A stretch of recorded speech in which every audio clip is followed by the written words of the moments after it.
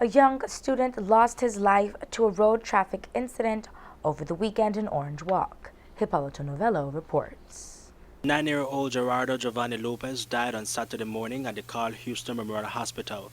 He was hit by a motorcycle on Thursday last week as he crossed the Blaise Corozal Road in Orange Walk after buying tortilla at Ronnie's Tortilla, just a few yards away from his school, Solomon Seventh-day Adventist.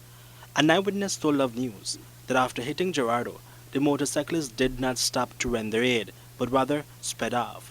It was employees from Ronnie's that helped the child up from the highway and onto a chair, after which he was taken to the Northern Regional Hospital. Principal of the school, Cheryl Diston, says that the student body is saddened by the untimely death of one of their own. He was a handyman in the form of a boy. He was only 9, but he was a student that would see you raking leaves, and he would go and get a rake. If you're taking stuff from the vehicle to bring into the school, he would be the one to help you. Last Wednesday, we were, because we were in the process of getting 2 new classrooms, and he was the only student. He saw the teachers working, and he stood on the side a while, and he looked, and he started to help us carry boards and clean up all the rubbish that stayed behind after the construction of the classrooms. That was Wednesday, and then Thursday he had the accident. There was no bleeding, no blood mark on the highway or nothing. I went to the hospital about 40 minutes after the accident, and he was there, but he wasn't talking, and that's not Gerardo. He just told me, I asked him when I stepped into the room, the emergency room, he lifted up his head off the bed and he put it back. So I went to him and I said, "Do you have pain?" And he shook his head. He told me yes, and I said where. He had one hand here and one on the side, and he told me here, like by his head. But he was vomiting blood. He was vomiting, so something, his stomach got hurt. Maybe that took the impact. And then I told him, "Let me pray with you." And I did, but it was strange because they never opened up his uniform and checked him. He was still clad in uniform. I stayed there like about maybe an hour or so. They changed him from one bed to the next, but he was still in his uniform. They never took it off to check him. The driver of the motorcycle, Cecil Martinez, has been charged for the death of Gerardo. Mr. Martinez has accepted fault.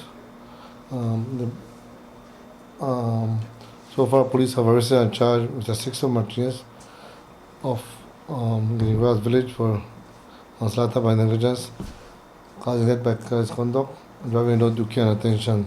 According to Orange Walk's commanding officer, ASP Selvin Tillett, they have forwarded the file to the Director of Public Prosecution for advice. However, Principal Diston believes that if a request for a bomb to be placed on the road, Gerardo might still be alive. According to eyewitnesses, it was a speeding motorcycle. Because we sent a letter in October of last year, and then they told us it's a good time you sent the letter at a right time because we're fixing up the highway so we'll be able to put in that pedestrian crossing for you. But it's complete now, and they only have the little stuff there, the little knobs, those silver things. That's all they put in place.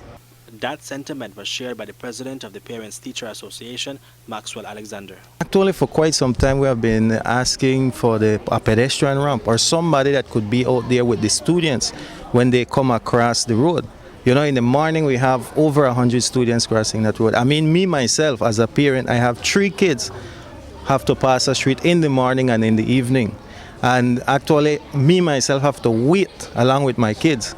And the transportation don't even wait nor hesitate. They come straight across. You know, we have to be out there like 5, 10, 15 minutes sometimes. There are some drivers who are very, you know, in their mind, and they stop. And that's not all of them.